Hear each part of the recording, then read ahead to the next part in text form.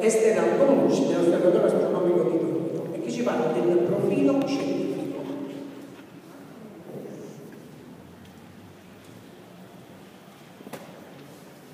Mentre aspettiamo la presentazione, io voglio ringraziare molto il professor Bernardo e il fatto ad essere presente, e volevo parlare del profilo scientifico di Vincenzo Ferraro. Premetto che non sono una studiosa di storia della scienza, faccio da non professionista, però da persona che lavora come fisica solare e che a un certo punto della sua carriera ha incontrato il nome di Vincenzo Ferraro, e quindi in questo modo l'ho conosciuto.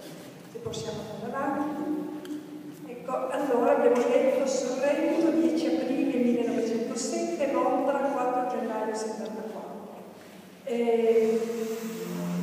Come studente del dottorato di ricerca studia presso l'Imperial College a Londra. Come sapete, l'Imperial College è una delle università più prestigiose di Londra, e collabora prima è studente, poi ricercatore, e collabora con Sidney Chapman, che si stava interessando proprio di questi problemi delle tempeste magnetiche, ma non andava, diciamo, né avanti né indietro.